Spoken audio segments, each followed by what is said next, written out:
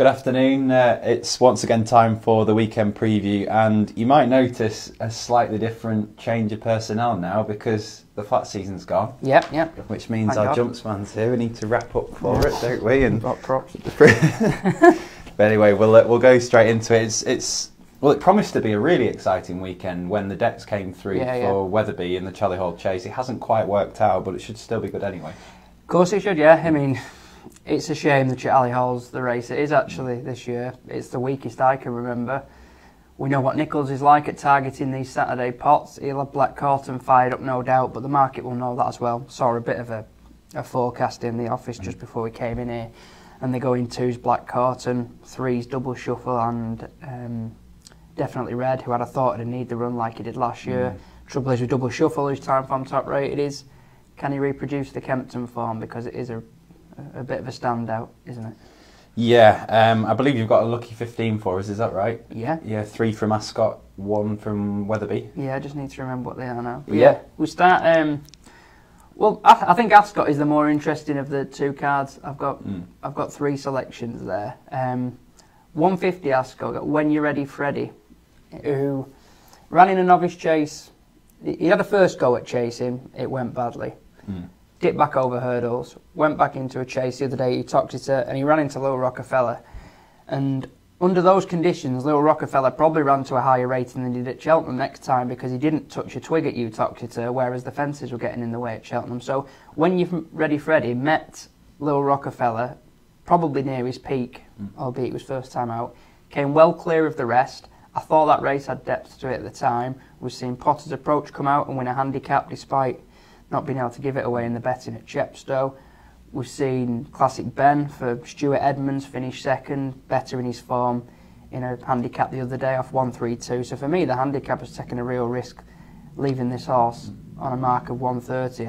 I think he ran £5 or £6 higher than that already, and that's without the potential for further improvement, which might be forthcoming because he's such a strong traveller who could well have not hid his ability because he's been campaigned honestly, but perhaps not revealed the full extent of it yet. Yeah, I remember watching that race at Uttoxeter, and I think the betting, he was very short, was in Little Rockefeller in the betting, and he wasn't half made to work that day When You're Ready Freddy. It made him scrap. There was an air of inevitability that Little Rockefeller, being the horse he is, would eventually wear down the strong traveller, and he did so, but he put 10 lengths back to the third, and I say it was real depth to that race for the time of year, and I can see an 11-4 staring at me there on your printout, and I'd be amazed if he's that price. He'll be 9-4 max, I reckon, when they go to post tomorrow.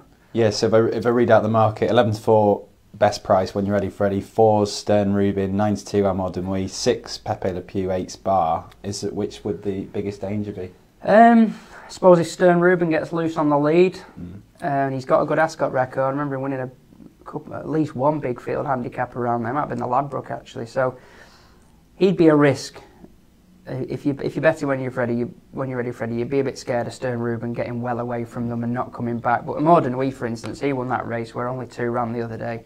He was left clear when it looked like he might just be about to get the better of the argument. This last year was a really good race. Benatar won it. Copanda Class, who runs today at Wetherby, was placed in it, shaping well.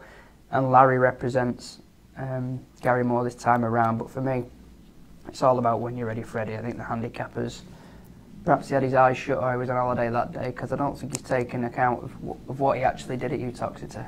Okay, When You're Ready Freddy, then the first leg, and the second leg is in the very next race, the Burn Group Handicap Chase. Yeah, I really like this one. I mean, to be honest, I'm fairly confident about all 4 of these tomorrow, but Shantou Rock for me is a good thing in this. I don't think the opening mark is an absolute gift by any means. He's running off 148, but these 2-mile handicaps are traditionally way weaker than the staying counterparts. You'll often get red rum chases or Grand Annuals that go to horses that only run 2 or 3 pounds ahead of their BHA mark because the division is weak. Horses don't.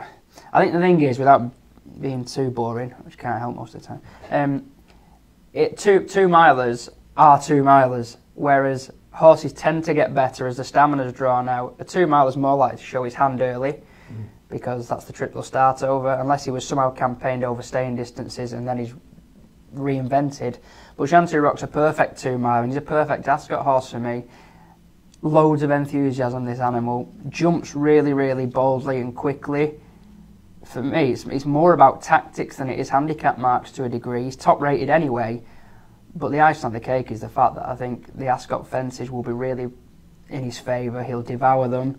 He'll get lengths on them at most of them. And I know he got worn down a few times last season in races that looked like they were his for the taking, but I don't envisage it in this field tomorrow. It's weak. Champagne at Tara, real bridle horse, who was better during the summer but's been hiked up again in the weights. Rock on Rocky tends to take a few to come to hand. Vosny Romany, if that's winning off high 140s at this time of year, I'm giving up. Inkmaster, a bit of a loony, this horse, and he may be a bit of a nuisance value to Chanteau Rock, but I don't think he'll lead him. Then we're down to Garde La Victoire, who has become a bit inconsistent in his later years. For me, Chanteau Rock set off in front, and he'll be clear on the home turn, hopefully. Yeah, always seems to need a power pack ride, Garde La Victoire. Yeah. And it's just up to him whether he fancies it, really. Yeah, that's very true. It's very true. So we'll go... What a five-backer I am. This is the first time I've seen the market. Oh, it's not a problem. I mean... I like to come in cold. Really, perhaps I should have had recourse to the market. To me, I didn't know they'd have priced this race up, but yeah, we're going for Ascot again, aren't we?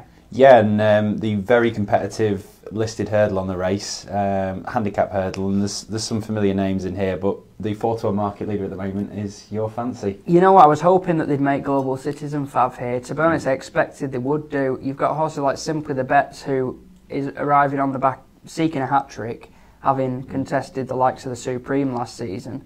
Caius Marcus, a wide margin winner on his last 2 starts, and one who's there, can't see that, viewers, but a double figure price is Sussex Ranger. Is a horse I think will do a lot better this season. Really good jump for him for a juvenile.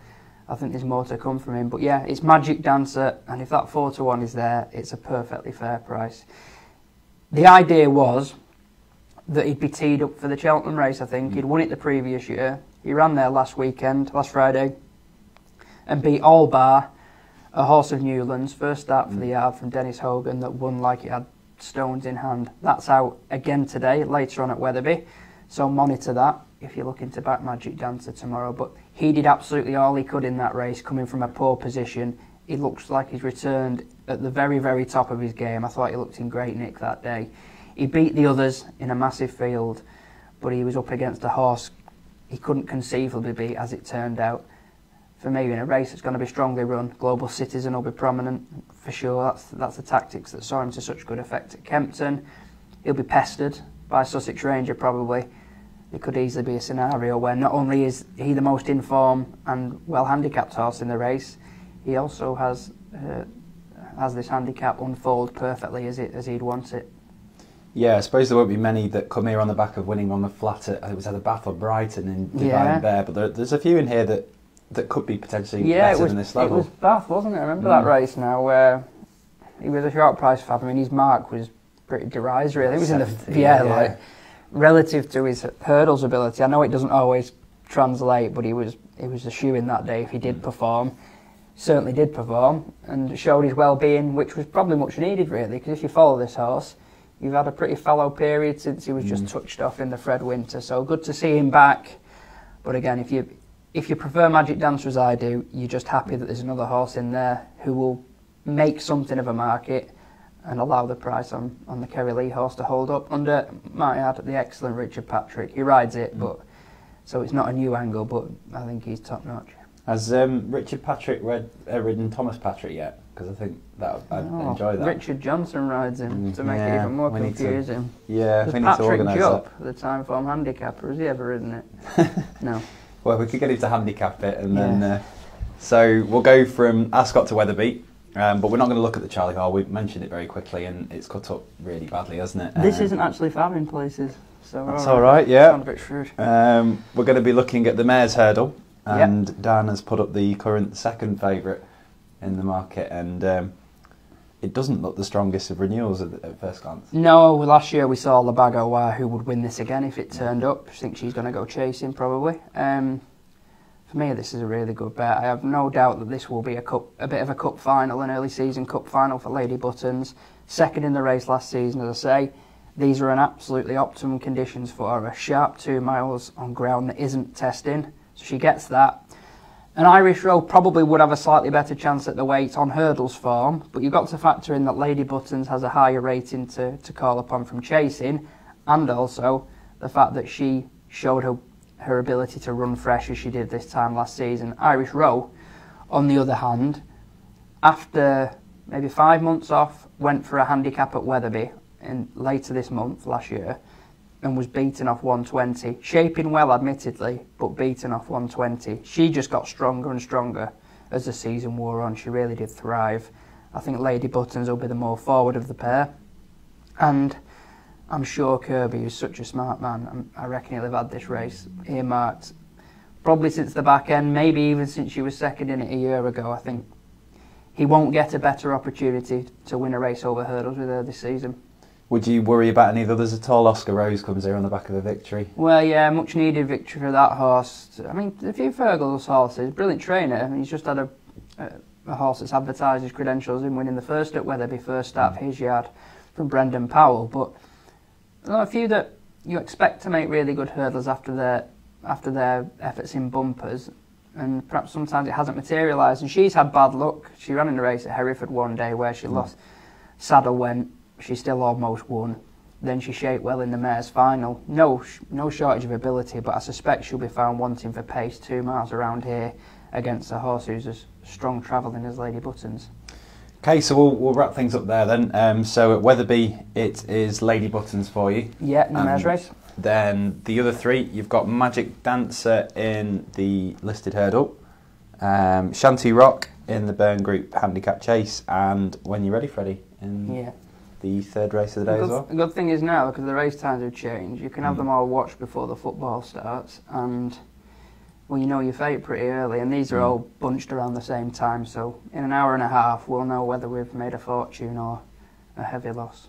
Put it all on City then when the lucky 15 comes through. On Sunday, yeah. Well, if you shouldn't do this, but if you have a particularly bad day, I think Lynch will be there tomorrow on Saturday for the Breeders' Cup as well, so you've always got that in the evening. Oh, of course, yeah. It's an early one as well. It was very merciless last year. I covered it for social media. Went until about 1 in the morning. So it's not fair, is it? This Saturday. Well, I'm there tomorrow afternoon for ATR doing Down Royal. Lynchy comes in for the evening. I know which gig I'd prefer. I'll be home by 6.